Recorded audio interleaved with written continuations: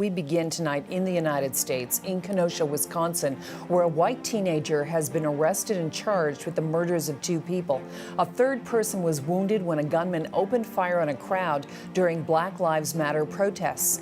Those were sparked by the police shooting of a black man, Jacob Blake, on Sunday.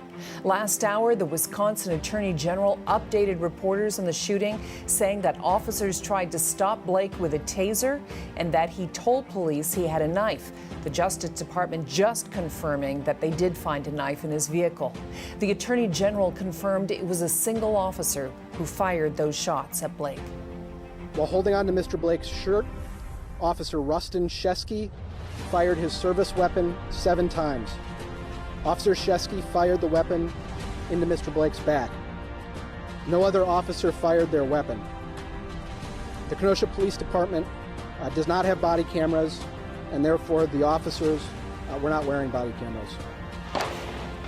Last night was the third straight night of unrest following the shooting of Jacob Blake. He remains in hospital, and his family says the incident has left him partially paralyzed.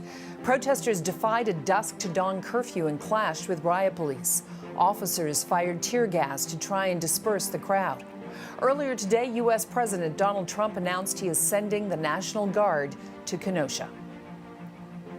So officials preparing for another intense night and protest as the National Guard moves in, and an earlier curfew takes effect. Let's go live now to freelance reporter Maria Guerrero. She's from nearby Chicago, but she's in Kenosha tonight. Maria, some breaking news in the last half hour about the officer involved. Yes, thank you, Carol. I'm here in Kenosha, Wisconsin, across the courthouse in the park where demonstrators have been gathering the last few days. They just announced moments ago the name of the officer who shot Jacob Blake. His name is Rustin Shesky. He is a 7-year veteran of the Kenosha Police Department. The curfew just went into effect. How do you expect tonight is going to unfold? Yeah, so it's 7:03 here, so the curfew just went in place right now. Can't really tell you what exactly is going to happen from what I know is that coming into Kenosha, we saw a lot of businesses and local residents just really preparing and boarding up. A lot of streets were blocked, and the governor of Wisconsin is sending additional 500 troops from the Wisconsin National Guard here tonight. And what more can you tell us about the suspect in the fatal shooting last night? Yeah, so we do know that he is a 17-year-old. He is from northern Illinois, and he crossed the state border to come here to Kenosha. In the video that has been going around social media, we see that he followed and started shooting to a crowd of protests. We know that 2 have been killed and 1 is injured.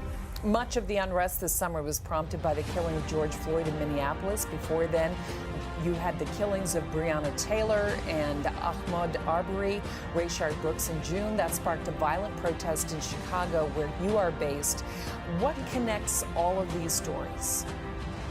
So something that connects all the story is the demands that the crowd, the protest want. They want accountability. They want social justice. They want defunding of the police. They really just want to hold these officials in law accountable of their actions and bring justice to the names of Breonna Taylor, George Floyd, and now the shooting of Jacob Blake.